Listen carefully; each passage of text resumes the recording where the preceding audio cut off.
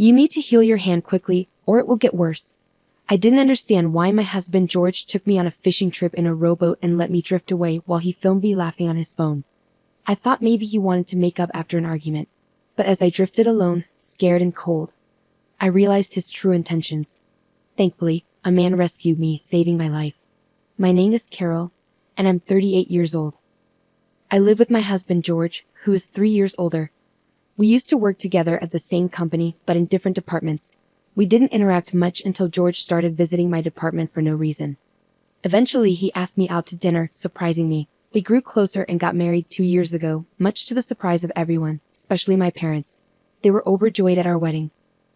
After living with my parents, George and I decided to get our own place, not too far from my parents' house. I'm home. Welcome back. Dinner is ready. Is that curry I smell? Yes, it is. Let's dig in quickly. Awesome, your curry is the best. I usually take care of the housework because I finish work on time and don't have to do overtime. Even when I lived with my parents, I enjoyed cooking and cleaning, so it's no trouble for me. But on weekends or when George gets off work early, he takes over. Our life as newlyweds was going really well without any problems. But about a year and a half into our marriage, things started to go downhill. One day, while we were eating, George sighed and said, "You're lucky, Carol, not having to work overtime." George is a manager and has been really busy lately, working extra hours. Worried about him, I said, "Well, my job is more routine, but you have so much responsibility because you're trusted, George. That's impressive." But my words seemed to upset him. "What do you mean by that? Don't praise me if you don't understand." We've had arguments before, but this was the first time I saw George so tired. Not knowing what else to say, I just said sorry, and George stormed off to his room without finishing dinner. I knew George was tired, so I didn't argue back, but I was surprised by his reaction. I heard his department was starting a new project, so I hoped things would get better once he wasn't so busy. But instead, our relationship got worse over the next few days. A week later, I had to stay late at work unexpectedly. I need to prepare some urgent documents by tomorrow, which might keep me at the office until after George gets back. Feeling a bit uneasy, I decided to text George just in case. I had to do overtime at work today. George, if you're not working late, could you handle dinner? Or should we eat separately tonight? Sorry for any inconvenience. It had been a while since I reached out to George like this. Remembering our last argument, I added sorry to the end of the message. But all I got was a red receipt with no reply. When I got home, George was eating what looked like a meal from a convenience store, and he didn't respond when I said, "I'm home," showing he was in a bad mood. "Sorry about dinner, work kept me longer than expected." Trying to ease the tension, George interrupted me. "Do you think it's okay to work late when I come home this tired? Are you still upset about what I said earlier? Trying to start a fight with good intentions?" I was surprised by how quickly things escalated. I asked again, "So you think I'm pretending to work late just to bother you, or I'm not finishing my work because I'm lazy?" His words stung. I really had to stay late at work. This has happened before, you know. What's gotten into you? I couldn't bear George's accusatory tone any longer. I snapped back. I work hard every day too. I shouldn't have to defend myself against these accusations. But George ignored my words. I'm already stressed from work.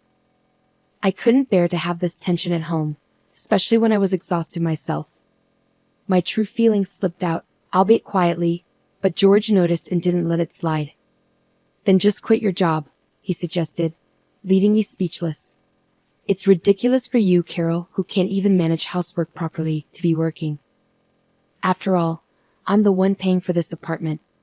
You don't really need the money, do you? His logic seemed completely off base. Feeling my frustration rise, I unintentionally raised my voice. "How can you say that? I do take care of the house, and except for the days I work late, I handle everything at home. But lately on weekends, the cleaning hasn't been up to par compared to when we first got married. Seeing dust in the corners of the floor frustrates me. I didn't know what else to do. I felt like I was about to burst into tears. You'd have more time to focus on housework if you quit your job, and it would be easier for you too. I'll even talk to management for you," I replied. "I don't think we should be discussing this right now." I decided to pause the conversation to give it some thought. I enjoy my job and don't want to quit, but perhaps if I supported George as a full-time homemaker, we could go back to being the happy couple we used to be. It wouldn't be wise to make such a big decision hastily. Unable to bear the tension at home, I went outside. Realizing I hadn't bought dinner, I decided to bike to the supermarket near the subway station. Riding my bike in the cold night air, I couldn't stop thinking about our conversation. What went wrong? Suddenly, I heard a loud horn honking from behind me and bright headlights approached quickly. Instinctively, I stopped. The next thing I knew, I was lying under bright lights and a white ceiling. Opening my eyes, I saw my parents' faces in front of me, exclaiming, "She's awake." Next to them sat George, his expression unreadable. I couldn't move my arm, and my fingers felt numb. Both of my arms were wrapped in circular casts. "This means you ran a red light on your bike," the doctor explained. I remembered now. I was on my way to the supermarket when the accident happened, but I couldn't recall if the light was red or green when I crossed. The driver was shocked too, but called an ambulance for me. The gravity of what I had done hit me, and I suddenly felt even worse. But why are Mom and Dad here? George was contacted first, and then he informed them. George gave a forced smile to my parents. Understandably, after what had happened, it was awkward for me too. "I'm really glad George was there for you," my parents thanked George, who responded with a polite, "No problem," but his forced smile didn't seem sincere. I ended up spending the night in the hospital due to the lateness of the hour. However, after undergoing various tests the next morning that showed no issues, I was discharged the following day. The doctor instructed me to rest and avoid water-related chores and housework because the casts couldn't be removed.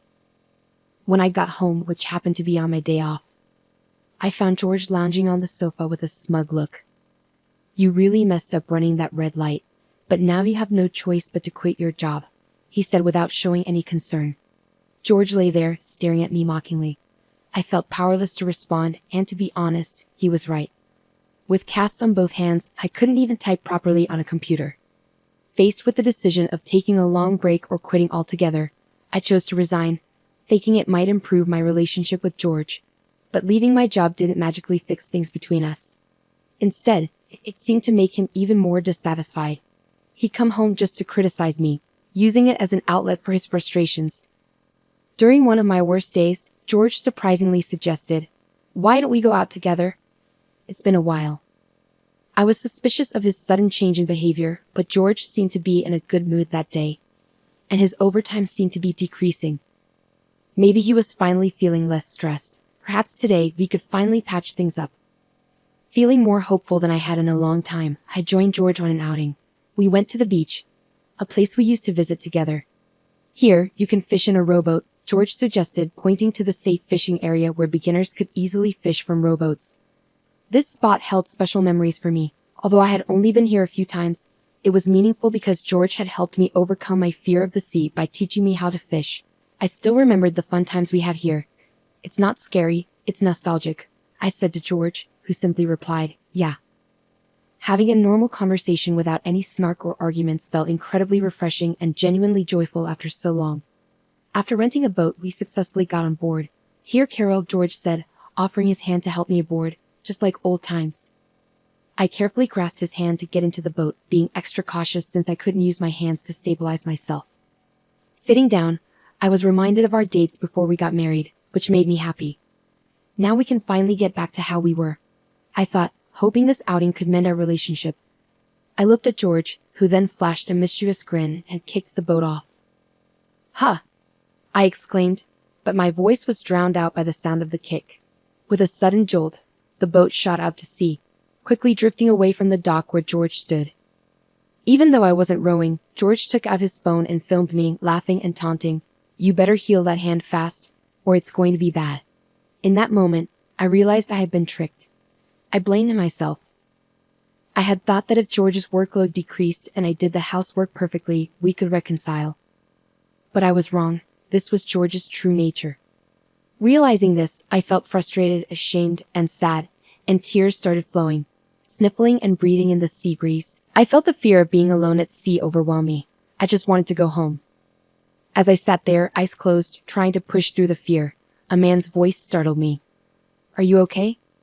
You're about to drift out of the safe area, and are those casts on your arms?" There was a man, likely a father and a boy who looked a lot like him. But when our eyes met, the man exclaimed, "Oh, aren't you Carol?" with a gentle voice. I remembered him. He was Matt, George's colleague who had come to our wedding. That meant the boy next to him must be his son, Mark, who had grown a lot since our wedding. I didn't notice. "What happened to you in that state? Weren't you in a bicycle accident?" Matt asked, clearly confused. "Yes, I was, and now I'm stuck here, unable to row. All because George put me on this boat," I explained. Matt seemed taken aback, understandably so. Being put on a boat by one's husband and left adrift at sea sounded like something out of a drama. "Let's call for help," Matt said, raising his voice and calling out to the boat rental staff. Thanks to him, I was saved, while Mark played on the beach. Through tears, I told Matt everything about George, how he had treated me, and how I ended up adrift at sea today. Gradually, Matt's face grew pained, and he cried with me. "It must have been hard," he said softly, offering a comforting word. I nodded, tears streaming down my face once again. Then Matt made a suggestion. "I've been having my own thoughts about George recently. Would you let me handle it?" After our conversation, Matt drove me home in his car. During the ride, Mark talked a lot, providing me with a genuinely enjoyable time for the first time in a while. I dreaded coming home, but it was unavoidable. With trepidation, I opened the front door to find George lounging carelessly in the living room. He smirked at me and said, "Wow, you're back. Always lucky with survival, huh?" Unable to find the energy to respond, I ignored him and went straight to my room to get ready for bed. The next morning, I didn't make breakfast for George and stayed in my room. With my hands in this condition, I couldn't cook properly anyway. But even before the boat incident, I had tried so hard to please George, even buying delicious bread. Now, all those efforts felt pointless to me. I didn't give George much thought throughout the day, and before I knew it, night had fallen. The sound of the front door opening signaled an unusually early return for George. He barged into my room and started yelling abruptly, "Hey. It was you, wasn't it?" Confused, I asked what he meant. George's voice grew louder as he accused me. "Don't play dumb with me. You're the one who told my company. What's going on?" I remained unfazed by his words, replying, "I don't know what you're talking about, but whatever trouble you're having at work doesn't involve me anymore. After all, I'm not even working there anymore." I waved off George's accusations, feeling no need to cater to him anymore. Frustrated, George stormed out of the house. The real shock came 3 days later when George, who hadn't returned home during that time, walked through the front door looking as pale as a ghost. "Carol, what should I do?" he muttered, looking lifeless as he shuffled into the room where I was relaxing. "What happened?" I asked. "I've been fired from my job," he said. "Oh, really?" I replied indifferently, watching as George collapsed to the floor. I had finally made it to manager.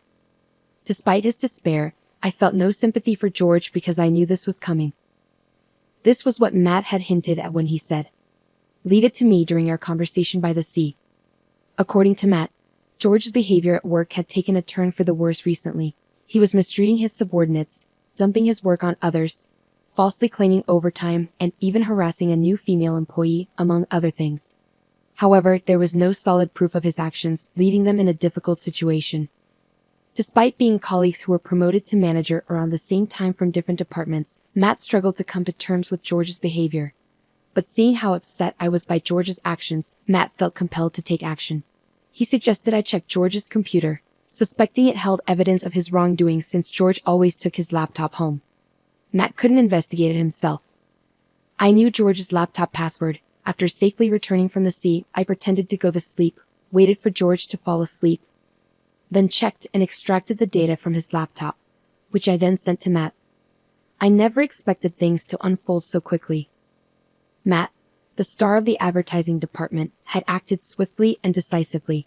Standing up, I went to my drawer and retrieved something specific. Then, speaking slowly, I said, "I'm sorry to bring this up while you're feeling down, but I have something important to say." George looked at me with a puzzled expression, resembling a discarded puppy. After taking a deep breath, I continued, "I want a divorce." I finally voiced my decision, handing him the filled-out divorce papers. George's face shifted from confusion to a mix of anger and sadness as he looked at me. "Why do you want a divorce? Can't you show a little compassion, especially when I'm feeling so low?" he pleaded. His words left me stunned, almost tempted to throw them right back at him. "I'm grateful to you for revealing your true nature, and I've already discussed this with my family," I stated firmly. This wasn't just bravado. After my ordeal at sea, I had indeed gone back home and talked with my parents. That night, Matt messaged me saying, "George might come crying to you in about 3 days. It's up to you, Carol, what to do next." Reflecting on my options, I decided to confide in my parents. I laid everything out for them, holding nothing back, including the terrifying experience of being adrift at sea in a boat I couldn't row. As I recounted the events, the guilt I had been suppressing and the emotions I had bottled up overwhelmed me, and I cried. My parents, who had held George in high regard, were deeply shocked by what I revealed. However, after hearing my story, they apologized for my pain and encouraged me to proceed with the divorce. Though I had been considering it, their support helped solidify my decision. When I shared my decision with George, he paled and eventually broke down, pleading, "Please don't leave me. I can't bear to lose you now." Despite this desperate plea, my resolve remained firm. "You should have realized before putting me on that boat," I told George. He deflated, sitting motionless on the floor. In the past, I might have comforted him, reassuring him that everything would be okay. But now I felt nothing. My love and feelings for George had long been discarded in the sea along with that fishing boat. "The divorce is final.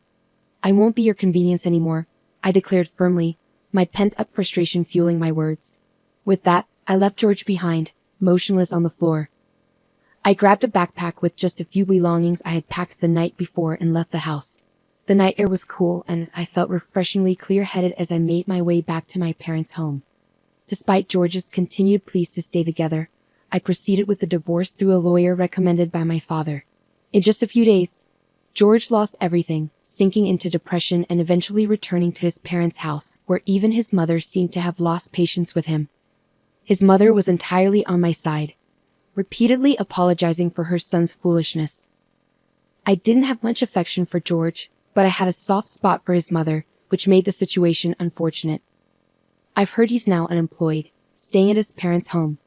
It's sad to see how he could be so harsh to others yet unable to handle adversity himself. After successfully ending our relationship and receiving support throughout the process, I expressed my gratitude to Matt. Once my arms healed, I returned to work and realized how much I actually enjoyed it. I used to spend each day accommodating George, but now I cherish doing what I love, immersing myself in my work and feeling fulfilled every day. I'm eager to start anew, valuing myself and navigating life with care.